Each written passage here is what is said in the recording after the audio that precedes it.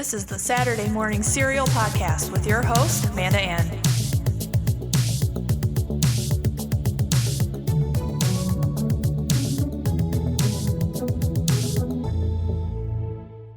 Hello, everyone, and happy Saturday, and welcome to another episode of Saturday Morning Serial. I'm Amanda Ann, and today I am so excited. We are going to be talking about everything and all things Broadway. And if you follow me on my social media pages, link below, I actually posted Wicked's first day back in a very long time, and it was just so emotional and it gave me goosebumps. And then we're also going to be talking about our Tony Award predictions, which the Tony Awards are on tomorrow night on CBS at 7 p.m. Eastern time, so make sure you check that out as well. Today I'm joined by my friends Marshall and Alana, and we are going to just talk about our favorite musicals and plays, our experiences in the theater, and why theater is just so important to everybody. So without further ado, let's start the discussion. So like I said, I got my friends Marshall and Alana on, and I just want to welcome you guys to the podcast. Alana, you've been on here before, so welcome back. Thank you. Marshall is an actress, a singer, and fellow Broadway fan. And Alana is a super talented photographer and another fellow Broadway fan. And I'll have links to each of their social media pages, as well as Alana's photography website, in the description of the podcast episode for those interested. So there are just so many people in the world who love the experience of going to the theater to see a play, a musical, or even an opera. Theater is just such a great community experience for all because it makes you stop what you're doing in the world, you silence those cell phones, and you get lost in the story. As an actor or an actress, it's just so rewarding to be able to transform into a character and tell a story, and you make the audience engage and overall do something that you love. Whether it's small community theater or Broadway, the performing arts is such a great escape, and I know I've made friends being involved in the theater community, and being a part of the theater family is just so much fun because everyone just loves the whole aspect of performing and being in the audience. That's overall what theater means to me, and the overall experience is just the best part of it. I also lived to make the audience laugh, and that was easily the best part of performing. And my most rewarding thing for me was just getting a laugh out of the audience, and I just felt so great. So, Marshall and Alana, what do you think theater means to you? And can you tell us a little bit of your involvement in the theater community? So I've been doing theater since high school. I got involved as early as I could. My family always told me I was dramatic, so I was like, okay, I'm going to put that drama somewhere. So I got involved with it in high school, and I fell in love with it, and I ended up going to school for theater. So I now have a degree in the performing arts. And I do as much community theater as possible. I've also been involved with making indie films. And it's just theater is such a beautiful experience. And for me personally, I think what I enjoy most about it is the escape that it is. Mm-hmm. Not just when I go see a show and I get sucked into that world, but when I get to become a character, I get to escape my own life and my own problems, and I get to see the world through somebody else's eyes. And sometimes that can give me perspective on what the hell's going on in my life. Mm-hmm. But I really enjoy the escape. It's this beautiful thing that makes me happy. Of course. Alana, how about you? Yeah, a lot of the same things. When I was growing up, theater meant community. It gave me a place in middle school and high school. Not only did I was surrounded by tons of great friends, and we all were able to have a lot of fun together, but it also kind of helped me figure out who I wanted to be as a person. It made me more comfortable in my skin. And then growing up in like high school, college, especially college, I would say it gave me like Marshall said, a lot of perspective. You learn things like, let's say you're playing a character that's not necessarily a likable character. Well, you as an actor shouldn't judge the character because the character isn't necessarily judging themselves. They are being who they are. Um, so it gives you a chance to really look at someone from multiple angles instead of just, oh, well, I don't necessarily agree with the way this person feels or how this person is acting. But yeah, it it's really, it's more than just like sitting in an audience and people singing and dancing on stage. It's way more than that, including like even, you have to think about all the crew and tech people and everyone who works on even the beginning stages of production. So, yeah, it's a very well-rounded topic. Of course. Yeah. And like you guys said, it's a community with the crew, the cast. And it's like when you're in drama club or whatever type of group you're a part of that has to do with theater, you just know. It's like so hard for me to explain, but it's like you all have something in common, you know? Mm-hmm. Mm-hmm.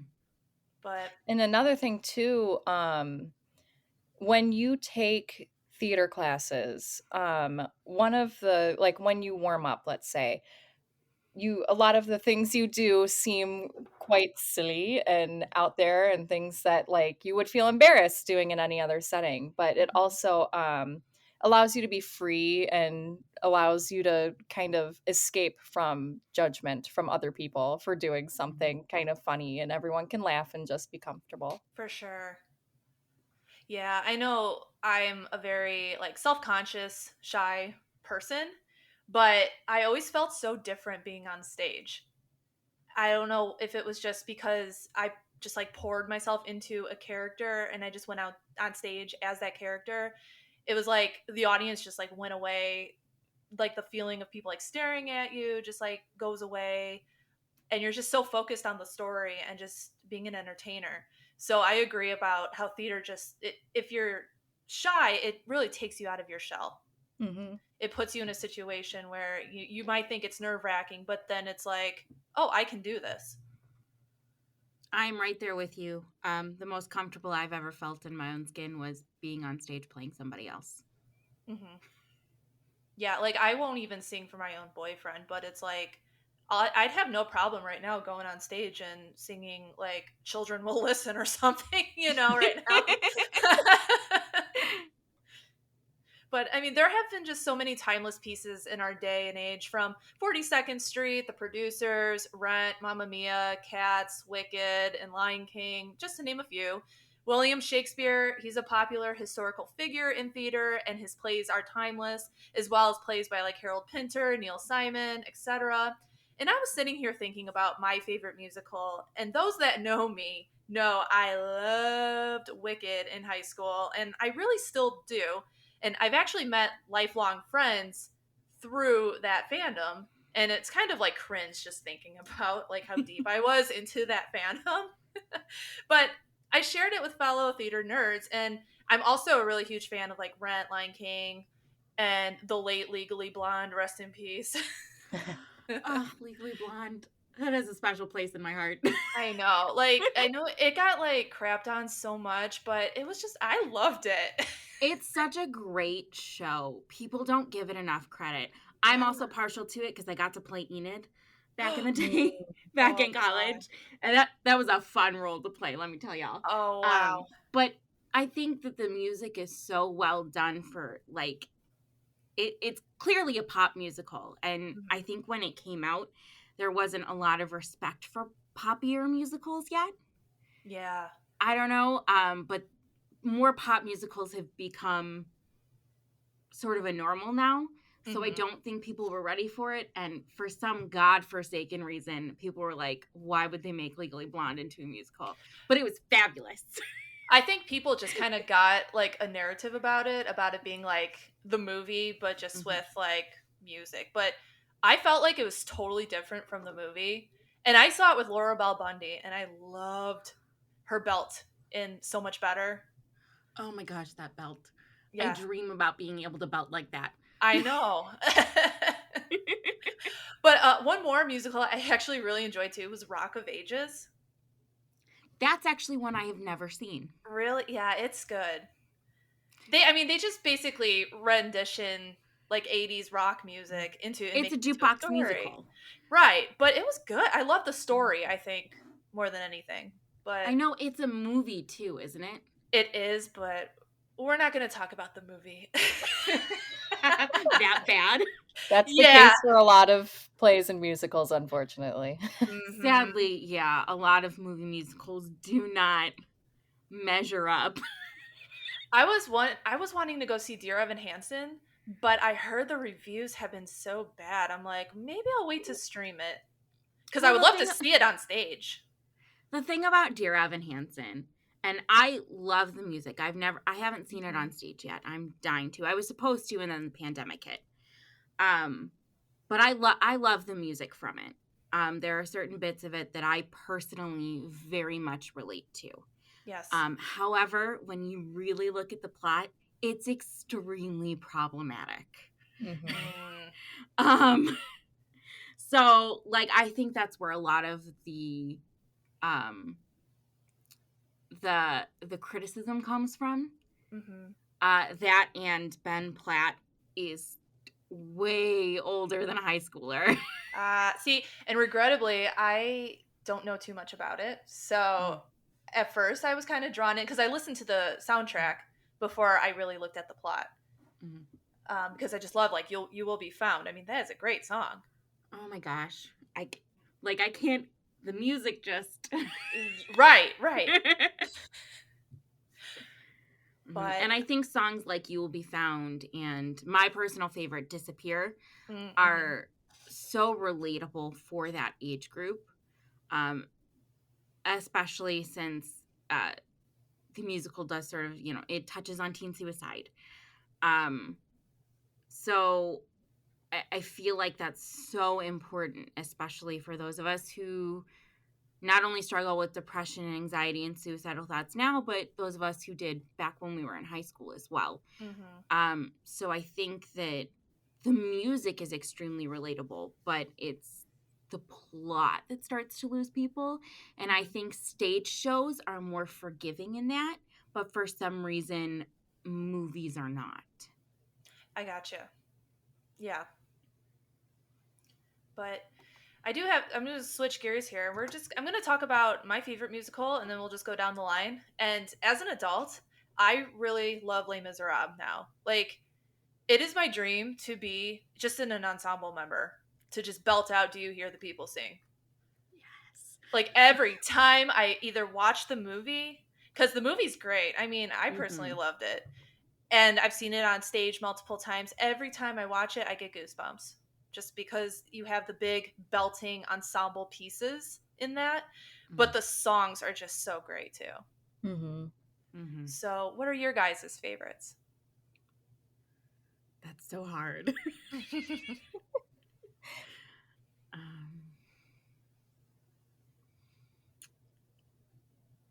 Personally, it tends to switch all the time. Currently, I am absolutely obsessed with Beetlejuice. Oh yeah, I remember you talking about that. I am absolutely obsessed. I was lucky enough to see it. I got to go to New York not long before the pandemic hit, and I got to see the original cast. And it was so good and so well done. And I was devastated when I found out that they were being kicked out of their theater. Oh yeah. I was absolutely devastated. And I was like, excuse me? They were selling out like every night. It's so good and so well done. And the music is amazing. And the sets and costumes are just, it's so aesthetically pleasing and very much matches up to what you think of when you think of Beetlejuice. And then the music is just a cherry on top of how good it is. So I'm absolutely obsessed with that. Specifically, the song "Dead Mom," where Lydia sings to her dead mother. Okay. but I'm absolutely obsessed. I think it's fantastic.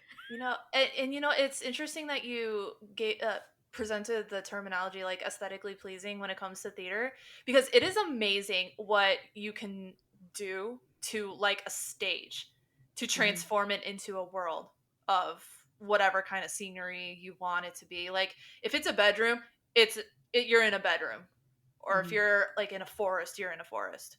Like it's great what they Definitely. can do. And it's especially with Beetlejuice. So Shane and I were lucky enough to we got to go backstage and get a tour from one of the actors in the show. Oh, Um wow. yeah, so we got to go backstage and see how they did some of the stuff. So And you know how in the movie the house is very I think you would describe it as an old person's house. So it has that feel in the beginning of the show, and then after Lydia's family does that makeover, it looks completely different. Um, we found out that they do that with like styrofoam that they stick on the walls. And that's how, because there's literally like a 5-minute scene in a different area, like the curtain comes down and an area comes forward that's like the attic, and they have like 5 minutes to completely transform this huge set of the downstairs area, and it's so cool the way they do it. Like, oh my goodness. Yeah, and it also too, and I know that it like the case with Wicked, the lighting. Yes. Like the lighting teams don't get enough credit for what they do. Like, They do not. if you ever sit in the balcony, especially with Wicked, you can just look at like the spotlights and the different color schemes and all that just on the stage. That it like reflects up. I can't really describe it, but yeah. I actually have a friend who is a lighting designer. Alana, I believe you know Carly as well. Carly Yes, Antone. I do. She's amazing, and I've watched her do what she does, and I sit there and I go, how the hell do you do that? Right. And it's amazing to see what they do and how they do it. Alana, what's your favorite? Oh, very difficult question. A lot of different shows are really dear to me for a lot of different reasons. When I was a kid growing up, Funny Girl was my favorite because it's just one that my mom and I have always watched together and enjoyed. And I love her character, how she's it's, hard to hear people say that she's not a relatively attractive woman when she actually is. But the fact that she has such incredible talent for comedy, and she just loves being who she is and finds love, and then the end is a little sadder than that. And then like I'd say in high school, my favorite would have been How to Succeed, because that was my first big high school show, and my first like massive cast, and I met a lot of my really closest friends at that show. And right now, unfortunately, since graduating from college, I haven't really done any shows. So like personally getting involved with any shows obviously hasn't led me to anything new, but recently Hadestown is currently one of my favorites, just because I am a helpless romantic. And I when I would ride the train to and from school every day, I decided to turn on that soundtrack one day and was just like blubbering on the train. So yeah, like a lot of different shows have a lot of different meanings, and obviously there's like an endless range of topics that they cover and emotions that they cover. So yeah, it's hard to pin down one exactly, but For sure. definitely those are some of my top ones. Those are good. I totally forgot about How to Succeed. That was a good one. Hmm. That was way back. Like even I think when I was in high school, it was popular. Yeah, we definitely had more secretaries than businessmen Right. in this show. You wonder like where these secretaries like where their men are Right. that they're working for because Oh, there's like I love 100 of them. that. But another thing that's great about theater fans like us is we know who the actors and actresses are in the Broadway community. So it's Mhm. so fun to see who's cast in a certain role. And you have the greats like Bernadette Peters, Lin-Manuel Miranda, Sutton Mhm. Foster. My personal favorite is Idina Menzel. And I just remember like the days on her website because she was like a nobody. You could actually email her, and I'm actually kicking myself for never doing that.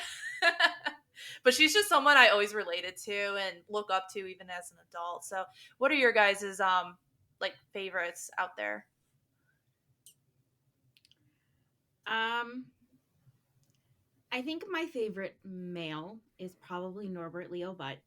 Oh, he's such a G. Um, I I know he originated Fiero, but the one that gets me is he originated Edward Bloom in Big Fish. Oh, that's And right. I love Big Fish the musical. I love the movie. Um, I love the movie growing up. I'm a massive Tim Burton fan, in case you guys couldn't tell, with my Beetlejuice obsession. Um, That's okay. but I'm a massive Tim Burton fan. So I loved the movie growing up. So I was really curious as to how they were gonna do it on stage. And I got to see it when it was in previews here in Chicago. And I fell in love with it, and I fell in love with Norbert Leo Butz playing that character. He did it so well. And it just made me fall in love with him in general. Not that I wasn't already there because Fiero, but and then female wise, I really love Barrett Wilbur Weed. She originated Veronica Sawyer and Heathers. And she was also oh my god, and why Janice Ian in Mean Girls. Oh, okay. And she's so talented. I dream of having a voice like hers. She is a lower range. She's more of an alto, which is probably why I like her so much as well, because I can actually sing the things that she sings. Mm-hmm. Um, and it's just she's so talented. Alto supremacy. Mm-hmm. Alto Absolutely. altos are killer, and more leading roles should be written for us. Just saying. Mm-hmm. Those high notes. I know, what the hell? I Not know. everybody can hit a high C. Thank you very much. No. Maybe when I was like 14, but now, mm-mm. Marshall, have you ever heard the song "Great Big Stuff" that Norbert Leo Butz sings from Dirty Rotten Scoundrels? I don't think I have. No, it's a good one. I'm gonna write that down. I'll just like find myself humming that song sometimes. What's It's it so called? great big stuff. Great big stuff. It's Okay. just yeah, very I'm literally catchy. writing it down now. Good. Alana, who's your favorites? Oh, that's very difficult. Well, first of all, I should say that I have not been fortunate enough to go out to New York and see any Broadway shows live. But obviously, like Kristen Chenoweth is absolutely iconic.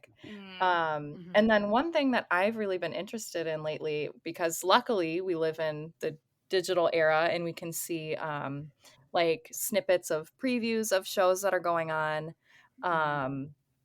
I really have been interested in actually a lot of like big names from the movie industry that are kind of um like bleeding into Broadway a little bit. I've Oh, of seen course. some really impressive video of Tom Hiddleston doing Shakespeare pieces. Um Yes. Jake Gyllenhaal did a really interesting play. I think it's called Seawall of Life. Yep. It looked really incredible. It's two separate monologues as one show. What else? just really interesting to see, because you hear, like me growing up, I didn't really have access to footage of actual Broadway productions. So to be able to see, this kind of stuff now has been really fascinating and entertaining to watch. What's great about, and nothing's great about this pandemic, but one thing we have been able to, like Broadway, it's like a streaming service for Yeah, Broadway Broadway. HD. Yeah. I watched a few things on that. And another thing, like us three are very fortunate, is we live like around Chicago. So Mhm. we have access to like touring companies. So that's always fun. As well as like Hamilton dropping on Disney Plus last year. Yeah. Yes. So it's really trying to reach a broader audience, I feel like, which I think is very important because I feel like sometimes people just kind of write off plays anymore. And Part of that is because it's so expensive. Mhm. yeah, It's I so know. expensive to go see a show. And I think having something like Broadway HD or dropping a musical like Hamilton on Disney Plus is great to make it more accessible. Because, granted, yeah, sure, I've had the chance to go see a couple of shows on Broadway, but even here in Chicago, but those were like off random chances that I Right. got through school. Um, but even here in Chicago, it's super expensive. I Mhm. haven't Yeah. seen many shows because I can't afford to. Likewise. Yeah. So, like, I think doing a streaming service or filming something like Hamilton is a great way to make it more accessible. And I think more shows should be doing that. I agree. Yeah. When I was in high school, we would do the Wicked lottery, and that was like $25 tickets. So people ask, like, do you see anything other than Wicked? And it's like, no, because I only had a paper out, and I would make like $50 every 2 weeks Mm-hmm. in high school. And then, it's like I'd spend my money on going to see Wicked.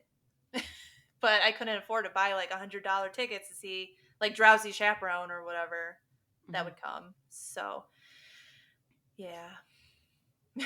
But Alana, you got me. Tom Hiddleston's like my favorite. He's my I favorite. knew that would He's my favorite everything. You get you triggered going. me.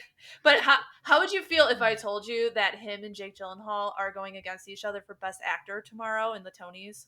Oh my God, I Stop know. it. Are they really? They are, yeah. I haven't looked at nominations or anything yet. I really should before tomorrow. Yeah. Tom is nominated. He played in Harold Pinter's play Betrayal. Mhm. Okay. He played along Charlie Cox, who was Mhm. Daredevil on Netflix, and Oh, Zawe okay. Ashton. So I love those three, and yeah, I personally never saw the play, but a couple snippets of it looks really good. And Alana, like you say, Tom is a huge Shakespeare fan, Mhm. and sometimes I'll just like put him on the computer for like ASMR or something, reading Shakespeare. I just love listening to him talk. Yeah. He narrates, and this is so off topic, I'm sorry guys, but he narrates this like wildlife documentary on Apple TV, and I actually fell asleep during work a little bit, like listening to this, because he's just like talking about the lion and how the lion is creeping up on its prey, and I'm just over here like, oh my god. His voice Fangirling is super so hard. calming. Hmm. Oh my goodness. So tomorrow is the Tonys on CBS, and I mean, you guys are probably gonna watch too, right? Mhm. Oh, Of yes. course. So I'm looking here and trying to find best musical, and I think Moulin Rouge is one of them. Okay. It's like a revive. Is it a revival? No, it's not a revival. Moulin Rouge was originally a movie. This is the first time it's ever being Ah, put on stage.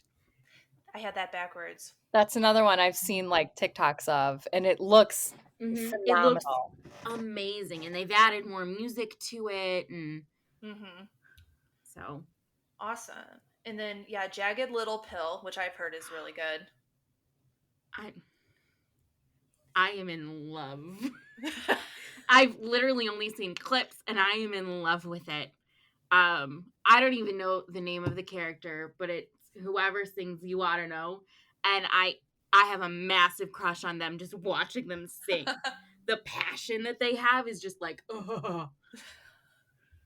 And then we got we got Tina Turner the musical. So those are the 3 musicals nominated for tomorrow night. Okay. Wow. So who do you guys think might win? I'm thinking probably one of the first 2. I'm gonna lean toward Jagged Little Pill. I agree. Same. Yeah, I don't know. I mean, I haven't seen enough of Moulin Rouge to know, but maybe the fact are they using the similar music from the movie, I'm assuming? They're using most of the same music from the movie, but they've added other songs as well to make a full-length, fuller story. Yeah, I'm not sure. I just saw the movie Moulin Rouge for the first time during the pandemic. I know I'm horrified at myself. No, I haven't. And I was so angry at it at the end. I was like, why didn't anyone tell me? I was so angry. It's because we care. Right. I was texting a friend of mine throughout the whole thing because she's obsessed with it. And I literally called her afterwards and I was like, that's how it ended. I was so upset. I'm still angry. I haven't watched it since. I haven't seen it, so I should probably watch it.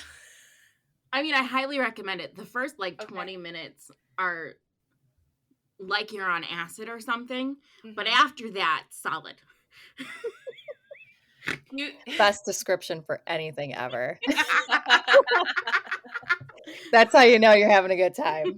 Right. It is. And Ian McGregor, I mean. Yeah. He's a beautiful, beautiful man. And just listening to him sing just makes me love him more. On that note, do you guys know who Aaron Tveit is? Yes. I love me some Aaron Tveit. Yeah. He's like, so tomorrow we're going to have Tom Hiddleston and Aaron Tveit in one room. I'm going to be just, boom, mind blown. But he's up for best performance by an actor in a leading role. So let's hope for him, right? Yeah. So I'm going to laugh though. Like, I mean, obviously I want Tom to win and I wouldn't be mad if like Jake won, but I'm like, watch they'll lose to one of the other nominees, which well deserved whoever wins, right? But I guess we'll see.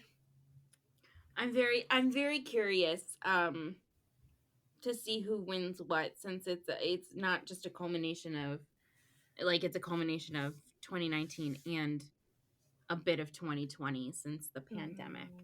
Because Broadway went dark March of 2020. So they only really had like 2 full months of 2020. And unfortunately, I mean, some great plays and musicals didn't make it, like Frozen. That didn't make it.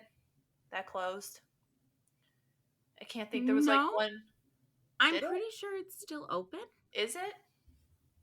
I think they're touring or they're going. Maybe they're touring, or maybe I'm thinking of it was a London cast.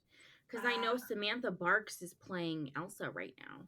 I think that's London. Is that London? Yeah. Okay. Because we're actually seeing Frozen in Chicago, I think in November is when it's coming. So it's a touring company. So jealous. Yeah, and I think there was one more musical though that didn't make it, and it was a big one too. And for the life of me, I can't think of what it is right now. But it's a shame that it had to come down to that. Yeah, and that's the shadiness of Broadway. There's Broadway, and then there's off Broadway, and then there's off Broadway. Right. And then there's equity and non-equity, and yeah. But nothing's ever too small to go and enjoy a play or a musical. And so with that, I mean, I highly encourage all of you to please always support the arts, especially the performing arts. school choirs and bands have sort of waned throughout the years, which makes me sad to see because back in my day, over half of our school was in band and choir. It was the cool thing to do, to play an instrument. But now it's just becoming obsolete. And the arts are just so important to so many people. And it's a terrific outlet for kids to start young and progress in because it lets their creativity, talent, and curiosity shine. So, Marshall, you got a little boy. I'm sure you're going to be putting him in the arts. Oh, definitely. He already tries to sing, and he loves it when mommy plays guitar.